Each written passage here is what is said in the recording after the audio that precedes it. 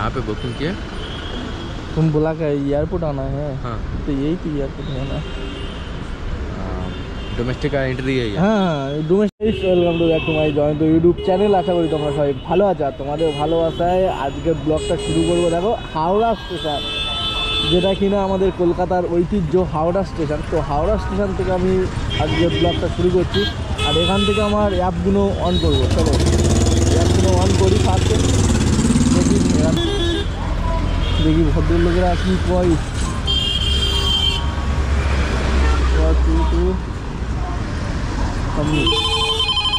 তালতলা এরকম একটা ভাড়া ঢুকলো, তালতলা যাবোই না। আর এখান থেকে ফাইনালি আমার লোকেশান হচ্ছে কি, সামনে একটা দাঁড়ানোর জায়গা আছে, ওই দাঁড়ানোর জায়গাটা যাই। প্রথমে সোনাপট্টি থেকে স্টেশন 3 কিলোমিটার। 3 কিলোমিটার দেখো 55 টাকা দিয়েছে।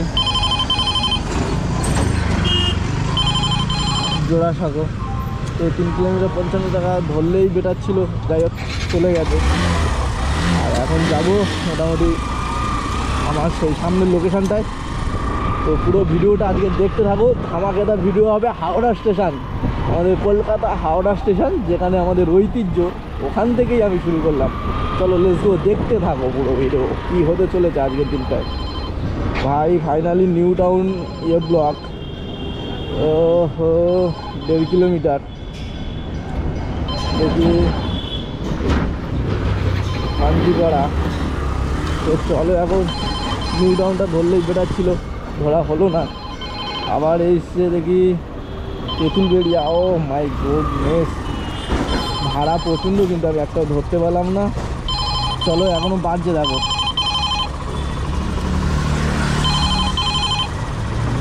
তো ফাইনালি একটাও ধরলাম না। আমার একটা ইচ্ছা ছিল তেঁতুলতলাটা, কিন্তু ভাগ্যবশত ধরতে পারলাম না। এগুলো স্টার্ট করে বেরিয়ে গেল।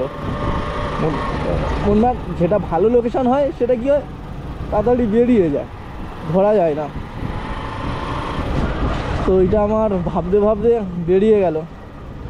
তো এখন ফাইনালি যাই, যে লোকেশানটাই দাঁড়াই।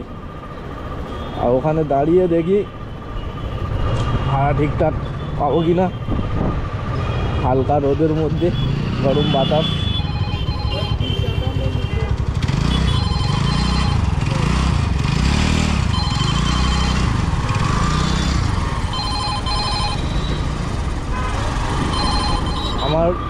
আমার লোকেশান হচ্ছে হাওড়ায় এলে আমার লোকেশানটা এই পার্কের পাশে আমার লোকেশান, ঠিক আছে? ওদিকে আমার দাঁড়াতে দেয় না, সেই কারণে ওদিকে যায় না, দরকার নেই ভাই।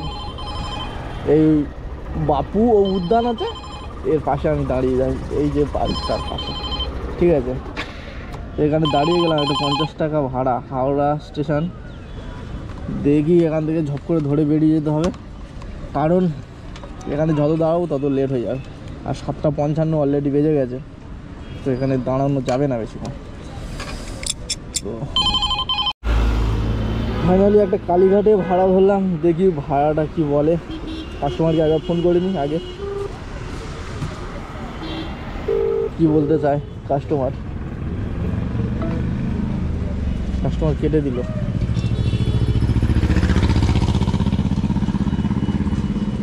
কেন জানি না কেটে দিল। তো এটা দিয়ে ভাই কাস্টমারকে ফোন করি। এখান দিয়ে ফোন করলে কি হয়, কাস্টমার না ধরলে ক্যান্সেল অপশানটা আসে, যেটা আমার রিপোর্ট পড়বে না বা রিপোর্ট দেবে না।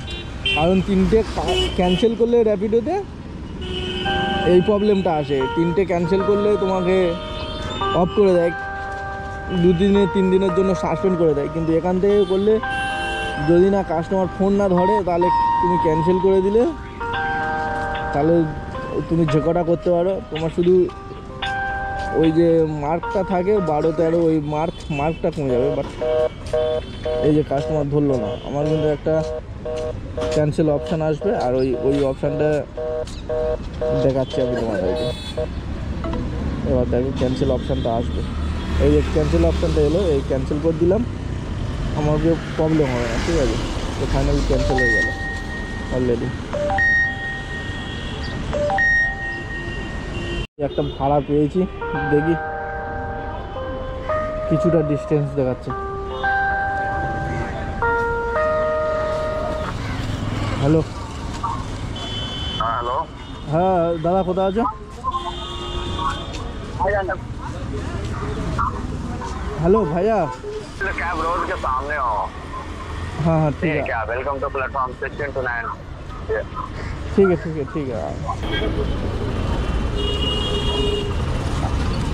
आपका भैया? तुम्ही तुम्ही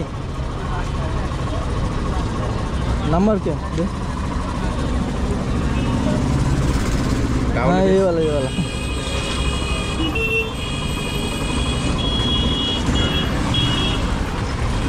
एयरपोर्ट जाना। कहाँ जाना? एयरपोर्ट। Helmet helmet. जो फेयर है वही लीजिएगा ना, इसका कुछ चार्ज नहीं है। नहीं नहीं, ठीक। वो OTP बताओ।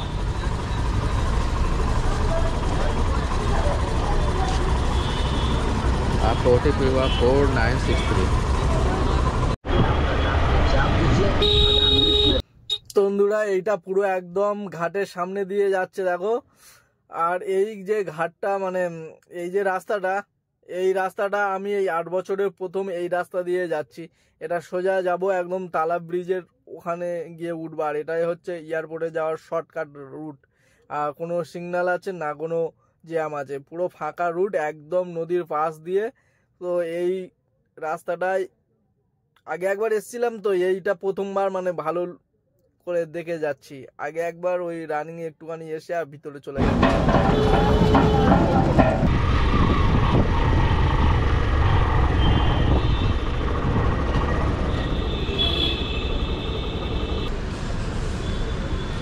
यहाँ पे बुकिंग किया? तुम बोला कि एयरपोर्ट आना है? हाँ। तो यही तो एयरपोर्ट में आना है। डोमेस्टिक का एंट्री है ये। हाँ हाँ डोमेस्टिक पाइले वाला बैठो, वो डोमेस्टिक उतर देगा 3 নম্বর गेट में, 4 নম্বর। তো ভাই আজকে আমার র্যাপিডো আমার সাথে বেইমানি করছে। আমি 16 কিলোমিটার রোড এসেছি। তো এয়ারপোর্টে লোকেশান ছিল, এয়ারপোর্টে দাদাকে লাভিয়ে দিয়েছি। জানানোর পরে আমি যখন রাইড কমপ্লিট করেছি তখন দেখাচ্ছে আমার সাথে 110 টাকা। ভাই এয়ারপোর্ট থেকে হাওড়া থেকে এয়ারপোর্ট 110 টাকা, মোটামুটি আমার সাথে স্ক্যাম হয়ে যাচ্ছে আজকের দিনটা। জানি না কেন হচ্ছে এরকমই। ভাই ফাইনালি একটা আমি এয়ারপোর্ট থেকে সেক্টর 5-এ ভাড়া পেয়েছিলাম। তারপরে একটা টালিগঞ্জে ভাড়া পেলাম ইনড্রাইভে। তো টালিগঞ্জে ভাড়াটাই চলে যাচ্ছি, কারণ সেক্টর 5-এ গেলে হয়তো আমার 125 টাকা হবে, কিন্তু আমার তারপরে খালি গাড়ি চলে যেতে হবে। সেই জন্য ভাইয়ের সাথে দেখা হয়ে গেছিলো, কিন্তু ভাইকে মাপ চাইলাম যে ভাই আমার কিছু একটা প্রবলেম দেখিয়ে চলে এলাম। তো ভাই কী করব, কিছু করার নেই ভাই।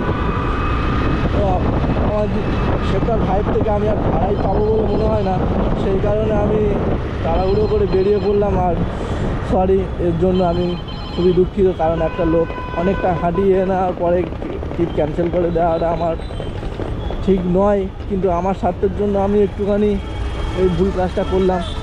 তো দাদার কাছে ক্ষমা চেয়ে নিলাম যে দাদা আমার ভুল হয়ে গেছে, সরি। ক্যান্সেল করে দিল। তো ঠিক ওনার জায়গায় আমারও থাকলে রাগ হবে, কারণ আমিও গিয়ে যদি কেউ ক্যান্সেল করে দেয় আমারও রাগ হবে। বাট কিছু করার নেই, আমি তো আর পারছিলাম না বলে অলরেডি বাড়ির কাজ মানে যেখানে আমি কাজে যাবো সেখানে পেয়ে গেছি বলে ক্যান্সেল করে দিলাম, সরি। তো ফাইনালি ভদ্রলোককে পেয়ে গেছি। ট্যাং ট্যাং ট্যাং।